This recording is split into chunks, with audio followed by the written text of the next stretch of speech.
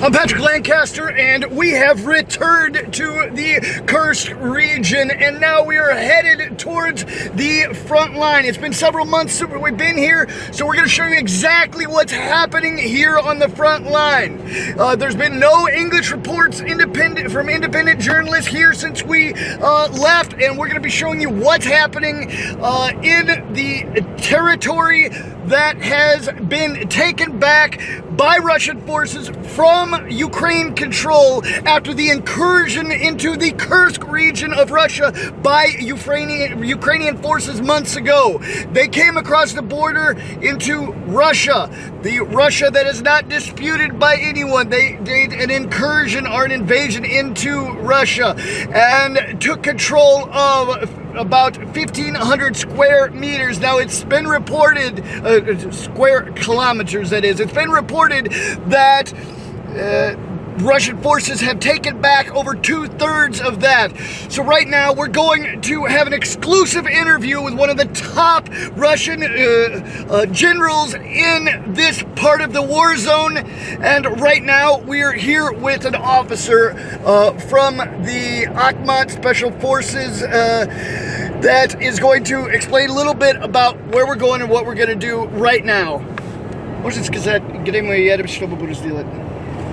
Едем в Курской области, едем к генерал-лейтенанту Абдерамовичу Алудинову, Герою России. А потом поедем на позиции к таким командирам, как Каштан, Аид, Питерский, Хохол, Моисей. Проедем везде, про неделю покатаемся, посмотрим, что на самом деле происходит сейчас на Курской области, и своими глазами все увидишь, как идет война.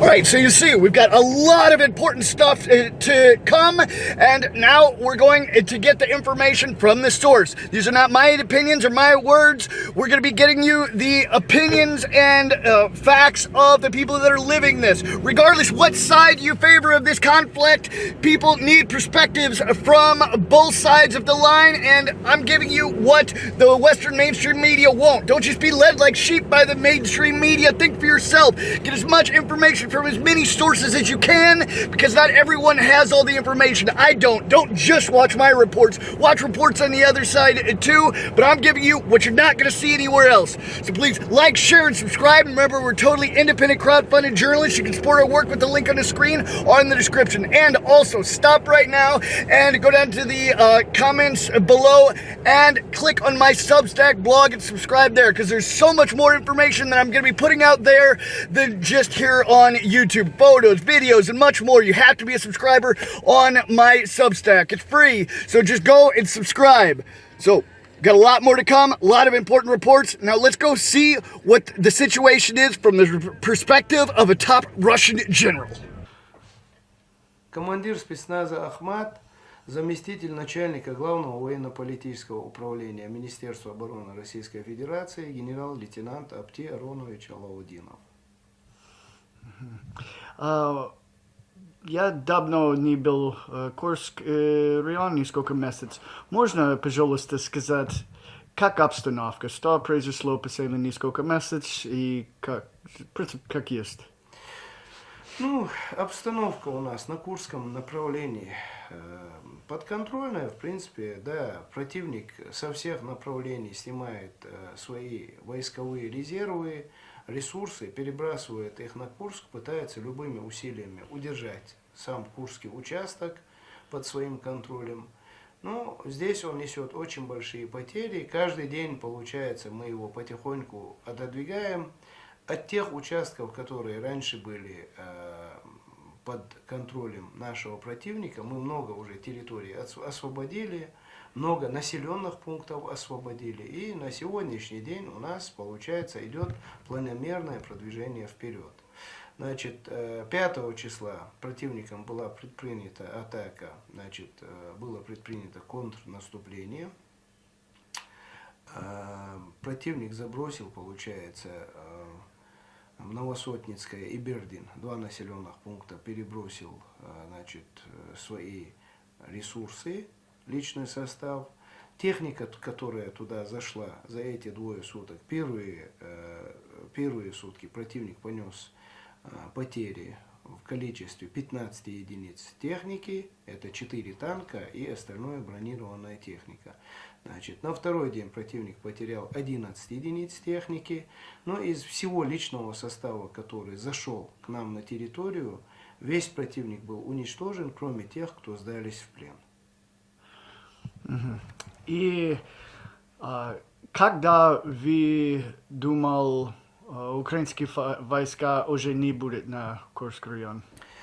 Ну, давать называть точную дату не удается, потому что я планировал, что мы вообще, в принципе, до начала декабря, что вообще СВО будет завершено. Я вначале, расчеты мои были такие, но сейчас я так полагаю, что противник пытается любыми путями удержать этот участок, рассчитывая на то, что будут переговоры. И когда будут переговоры, я так понимаю, что руководство Украины рассчитывает на то, что будет чем торговаться с Россией.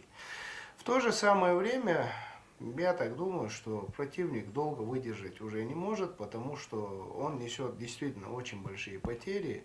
И если Америка не будет поддерживать, финансировать в таких больших объемах Украину, в принципе, у нее шансов нету и так. И по поводу США. Дональд Трамп уже был обещание,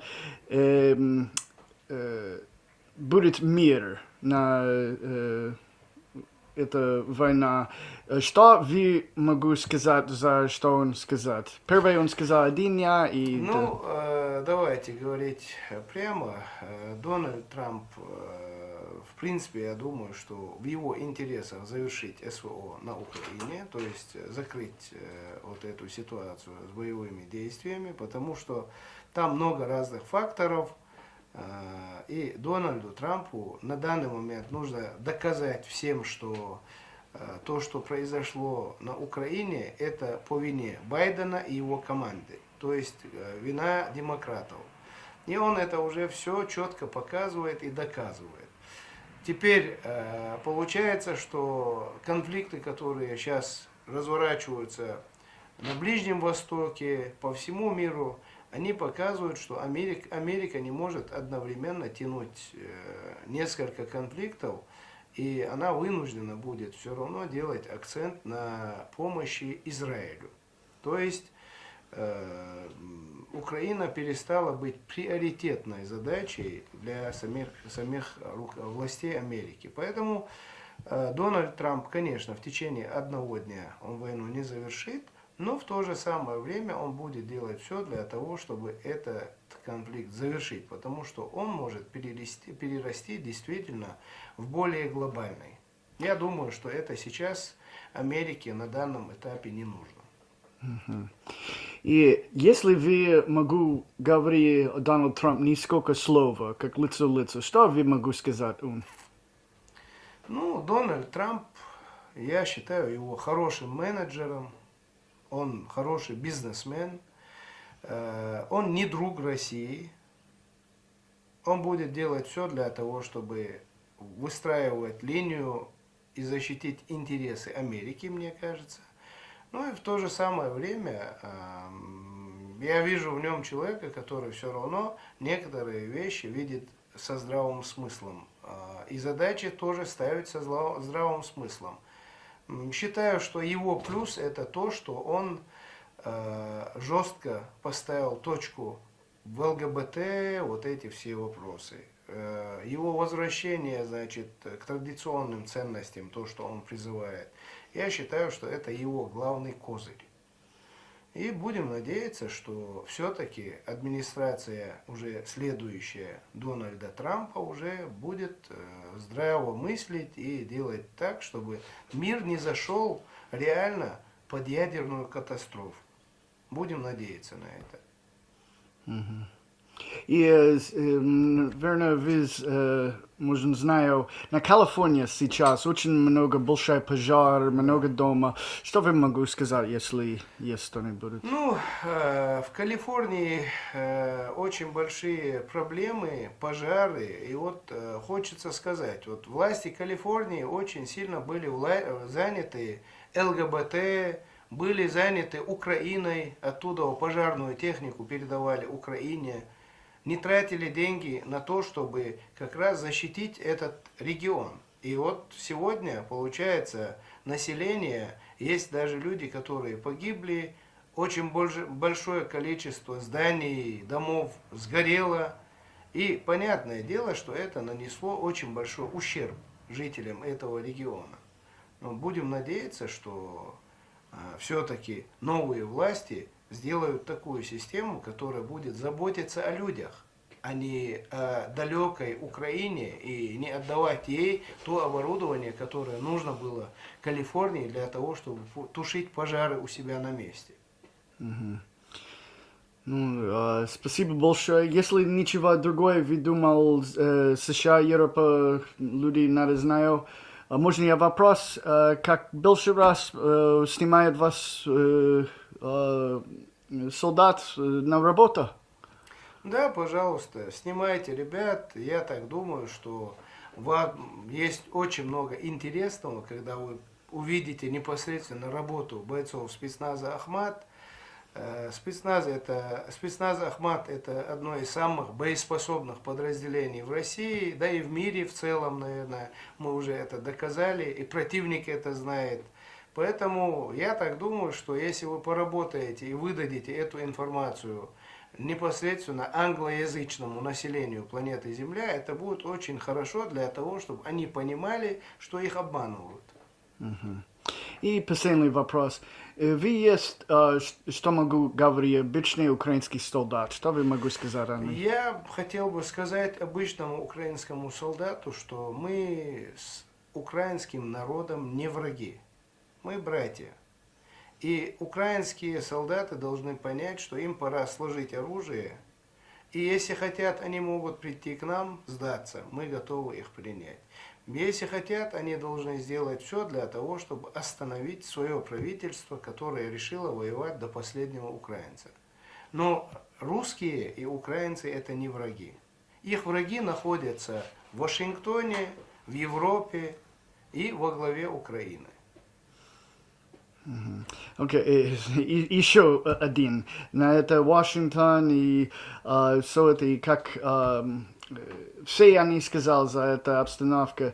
Все Вашингтон, все США, СМИ, Европа, все сказать, Россия агрессия. И все это виноват Россия. Россия атак Украина за ничего. Что вы могу сказать за это, что люди, которые не знают ничего, только слышат это каждый день, что вы могу сказать о них? Мы можем сказать, что еще когда был президент СССР Горбачев, он дал разрешение на то, чтобы снести Берлинскую стену, которая разделяла ГДР и ФРГ. Условия договора заключали в себе прямое условие, что НАТО не может продвинуться ни на 1 сантиметр в сторону Востока. После этого Америка и Европа, блок НАТО, нарушили это соглашение и продвинулись так близко к России, что они полностью со всех сторон уже стали примыкать к России. Главное условие, которое выдвигалось на Минских соглашениях руководством России, заключалось в том, чтобы Америка не принуждала Украину к тому, чтобы она вошла в блок НАТО. То есть, если бы они сказали, что они не войдут в блок НАТО, то никакой войны бы не было. А вместо этого тогда президент, получается, Америки сказал, что Украина имеет право на то, чтобы войти в блок НАТО. Вот из-за чего все проблемы и есть. Украина это наша братская страна, но это территория, которая является территорией интересов России. Ну и понятное дело, если они бы не пытались любыми путями сделать так, чтобы блок НАТО подошел к нам со всех сторон, этих проблем не было бы. Что еще можно сказать? Самый простой вопрос. Когда когда-то Советский Союз выставил свои ядерные ракеты на Гаване, в Кубе, чуть не произошел, тогда был Карибский кризис, чуть не произошла ядерная война. Вот пусть американцы и европейцы подумают сами, как бы они смотрели на то, что вот так сделал бы, если Россия. Мы не хотим ни на кого нападать, мы не агрессоры. Мы пытаемся отстоять интересы своего государства. Ну а если Америка считает, что она может делать, что хочет, конечно, мы с этим не согласны. У нас есть свои интересы, свои, как говорится, позиции, свои, как говорится, перспективы. И мы, в принципе, будем делать все для того, чтобы Россия была независимой, суверенной и чтобы ее все интересы соблюдались. So, спасибо большое. Спасибо. All right, so we have shown you the perspective of a Russian general here in the Kursk region of Russia, which is an active war zone and a lot of battle going on. And as you heard, we're going to be going to the battle. We're going to be showing you reports on the Russian front line here where they're actively involved in fighting Ukrainian forces. We're going to be showing you the battle. We're going to be showing you the people. We're going to be showing you the civilians that are living near the front line. We're going to be showing you everything in between to give you as much information as you can to educate yourself a little bit. Just our little piece of the pie. So we're in this together to show the world what's really happening, at least the part that we're seeing. So please like, share, and subscribe. And remember, don't forget to go subscribe to my Substack. There's so much more information coming out there. It's really important. And also support our work with the link on the screen or in the description. We're out. A lot more to come.